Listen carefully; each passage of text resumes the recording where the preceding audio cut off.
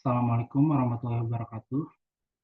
Perkenalkan, kami dari kelompok 5 di sini akan menjelaskan terkait laporan tugas kelompok atau tugas besar pengendalian sistem.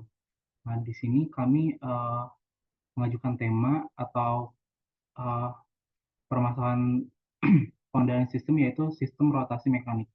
Nah, adapun untuk anggotanya sendiri terdiri atas yang pertama saya, Helvian Fauzi, kemudian ada teman saya Sultan Afrido Putra dan Sania Ramadini. Oke, mungkin bisa lanjut langsung ke tugasnya. Jadi di sini yang pertama adalah buatlah studi kasus pengendalian sistem. Nah, kelompok kami sendiri propose di sini sistem mekanik rotasi. Berikut adalah gambar dari sistemnya dan di sini tuh sistemnya adalah mengacu pada sistem yang terdiri dari objek-objek yang bergerak dalam pola rotasi. Nah, dalam sistem ini objek-objek tersebut berputar mengelilingi sumbu tertentu. Contoh dari sistem mekanik rotasi sendiri meliputi roda gigi, turbin, kipas angin, mesin pembakaran dalam, dan banyak lagi. Nah, setiap sistem ini memiliki komponen yang berputar seperti roda gigi, poros, kipas, atau benda lainnya. Kemudian, sistem mekanik rotasi ini menggunakan prinsip hukum kekekalan momentum sudut, yang menyatakan bahwa momentum sudut sebuah sistem akan tetap konstan jika tidak ada torsi eksternal yang bekerja pada sistem tersebut. Konsep-konsep fisika seperti hukum Newton dan hukum kekekalan energi sering digunakan dalam analisis sistem mekanik rotasi. Kemudian persamaan diferensial juga sering digunakan untuk menggambarkan dan memprediksi perilaku sistem mekanik yang berputar. Ini dapat disederhanakan menjadi sistem mekanik rotasi yang menggunakan prinsip-prinsip fisika seperti hukum Newton dan hukum kekekalan energi dalam analisisnya. Nah, kita langsung saja masuk ke soal nomor 2, yaitu carilah persamaan pemodelan matematika dari uh, analisis permasalahan sistem pengendalian sistem dan dapatkan persamaan fungsi alih atau GS-nya. Jadi untuk mencari fungsi transfer GS, nah kita harus mengubah domain uh, sistemnya menjadi domain S yang setara. Nah, di sini saya sudah mencoba mengerjakannya yaitu dengan pertama menerapkan persamaan gerak pada kode yang benar. Nah, jadi di sini uh, untuk rumusnya yang itu jadi menjadi S dikali theta 2 dikurangi theta 1 ditambah S kali theta 2 tambah theta 2 ditambah ditambah 1 dikali theta 2 min theta 1 S. Nah, di sini saya mengerjakan dan mendapatkan hasil akhir yaitu menjadi theta 2S akan sama dengan setengah theta 1. Kemudian selanjutnya saya menerapkan persamaan gerak pada pembebanan di kiri. Nanti akan merumuskan yaitu 1 dikali theta 1 S dikurangi theta 2 ditambah S kuadrat theta 1 ditambah S dikali theta 1 dikurangi theta 2 akan sama dengan TS. Nah, di sini apabila diselesaikan nanti hasil akhirnya menjadi theta 1 sama dengan TS tambah S1 S tambah 1 theta 2 per S kuadrat tambah S tambah 1. Ini adalah persamaan 2. Nah, apabila kita melakukan substitusi terhadap persamaan 2 dan 1 tersebut, kita akan mendapatkan hasil sebagai berikut. Jadi 2 theta akan sama dengan TS tambah S1 S tambah 1 theta 2 per S kuadrat tambah S1. Nah, kita akan melakukan perhitungan dan nanti itu hasil akhirnya akan menjadi GS sama dengan theta 2 S per TS, yang mana rumus alih fungsi GS-nya menjadi 1 per 2S kuadrat tambah S tambah 1. Oke. Selanjutnya, di sini kami akan mengerjakan masalah nomor 3, yaitu ulangi tugas 1 pada persamaan GS yang didapatkan. Nah, ini adalah gambar diagram blok pada sistem rotasi mekanik. Jadi tugas 1 itu uh, soalnya ada beberapa, yaitu yang pertama seperti mencari S12, kemudian mencari rise time, kemudian peak time, settling time, penetapan overshoot, dan uh, dilakukan menggunakan Python juga. Nah, pertama-tama di sini akan menggunakan pendekatan secara matematis atau analisis. Nah, di sini yaitu eh, GS-nya itu karena 1/2 S² tambah satu tambah S tambah satu, maka kita akan mendapatkan WN atau natural frekuensinya itu menjadi satu. Kemudian kita juga akan mendapatkan damping ratio-nya menjadi 0,5. Nah, di sini kita akan mencari S12-nya menggunakan rumus min damping ratio dikali natural frekuensi plus minus natural frekuensi akar damping ratio kuadrat min 1. Nah, kita akan menghasilkan terus kemudian kita melakukan perhitungan dan hasilnya itu S1-nya menjadi minus 0,5 plus akar 3/2 dikali I dan S2-nya minus 0,5 dikurangi akar 3/2 kali I.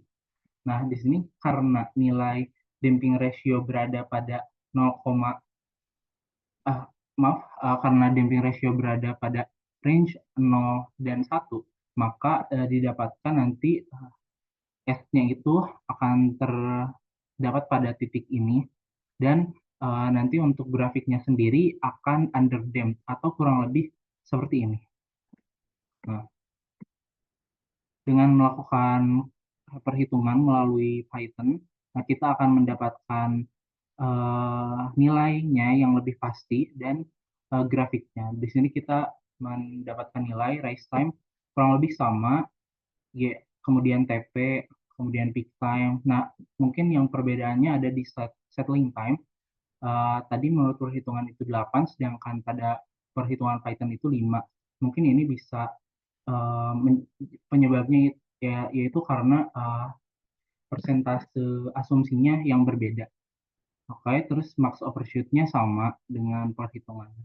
Ini adalah unit response-nya atau ya, grafik dari GS sama dengan 1/2 S² tambah S tambah 1, yaitu grafik underdamped.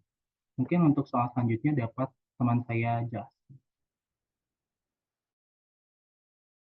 Untuk soal nomor 4, yaitu dari persamaan GS yang telah didapatkan, buatlah grafik tempat kedudukan akarnya. Untuk mencari tempat kedudukan akarnya, step pertama yaitu kita menentukan dulu jumlah cabang dari persamaan GS yang telah kita tentukan tadi.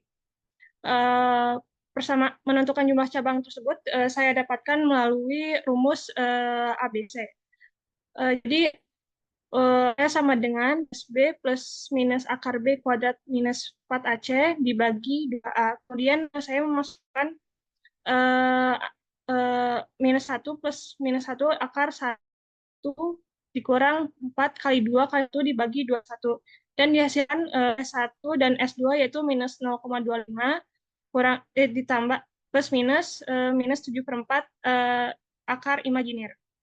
Kemudian step 2 yaitu menentukan jumlah asintot. Untuk menentukan jumlah asintot, kita mengurangi orde denumerator dengan orde numerator, yaitu R sama dengan 2 kurang 0, R sama dengan 2. Kemudian step ketiga yaitu menentukan sentroid dari asintot. Untuk menentukan sentroid dari asintot,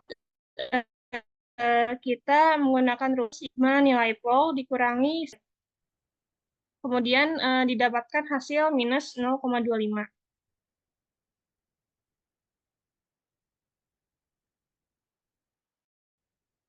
Kemudian untuk step 4 itu menentukan besar sudah dalam kurung 2K plus 1 P min Z ditambah dikali 180 derajat. Kemudian untuk A sama dengan 0, hasilnya menjadi besar sudut yang dihasilkan yaitu 90 derajat dan untuk K sama dengan 1, sudut yang dihasilkan yaitu 270 derajat. Kemudian step 5 yaitu membuat grafik TKA atau ya. Jadi untuk membuat grafik TKA saya menggunakan MATLAB dan ini adalah kode yang saya gunakan.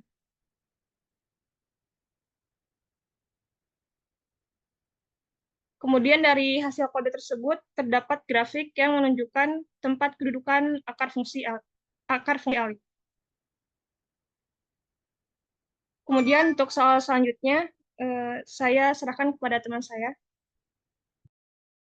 Oke, jadi pada soal selanjutnya akan dijelaskan bagaimana penggunaan PID untuk memperbaiki performa sistem GS. Mungkin saya akan sedikit menjelaskan aja tentang PID ini. Jadi kan penambahan PID control pada suatu sistem ini dapat mempercepat rise time yang diperoleh sehingga tidak terlalu panjang. Nah, selain itu PID control ini juga berperan dalam memperbaiki performa sistem GS dengan meminimalisir overshoot yang pada akhirnya mungkin sistem mencapai kondisi steady state lebih cepat. Nah, dari hasil tahap satu tadi, sistem yang kami analisis menunjukkan rise time sebesar 1,97 detik dan steady state error yang mendekati 1. Nah, maka dari itu kami juga berupaya mengintegrasikan PID control untuk mengoptimalkan kinerja sistem sehingga berfungsi ideal. Nah, di pengerjaan performa sistem ini, di PID-nya, kita pakai pengasumsian KD sama dengan 0 dan KI sama dengan 0. Next.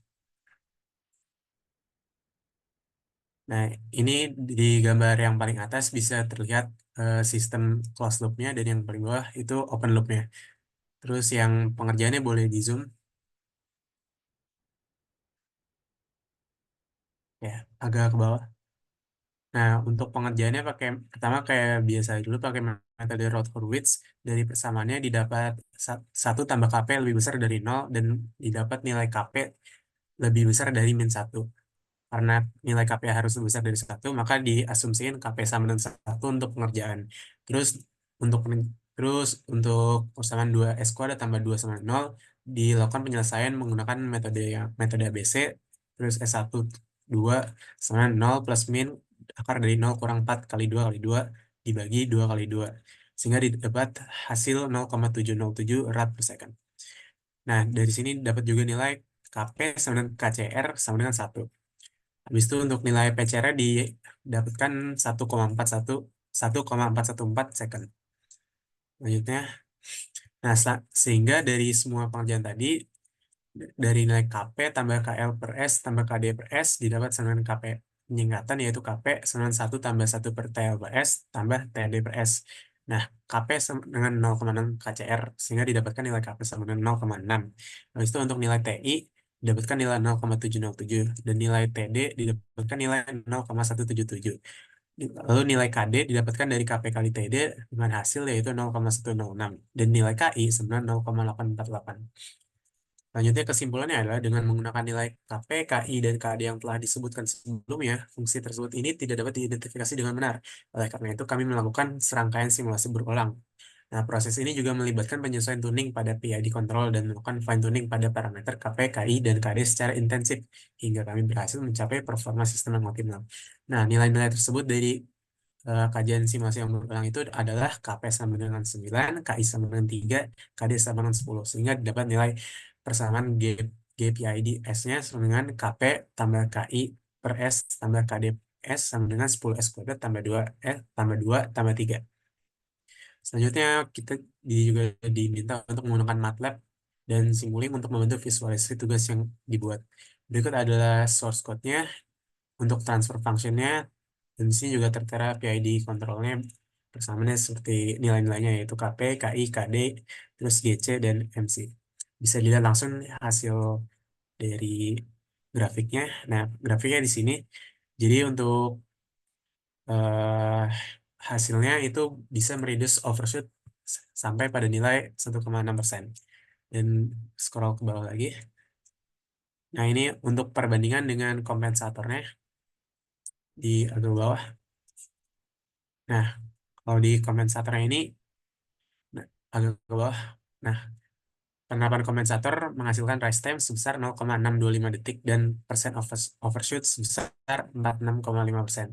Sebaiknya kita ketika menggunakan PID control, rise time yang tercatat hanya 0,376 detik dengan persen overshoot sebesar 1,85%. Nah, ini tuh menunjukkan bahwa sistem PID control memiliki kinerja yang jauh lebih baik dibandingkan dengan kompensator. Sekian dari kelompok kami, ya, dan terima kasih atas perhatiannya. Kami ucapkan terima kasih. Assalamualaikum warahmatullahi wabarakatuh.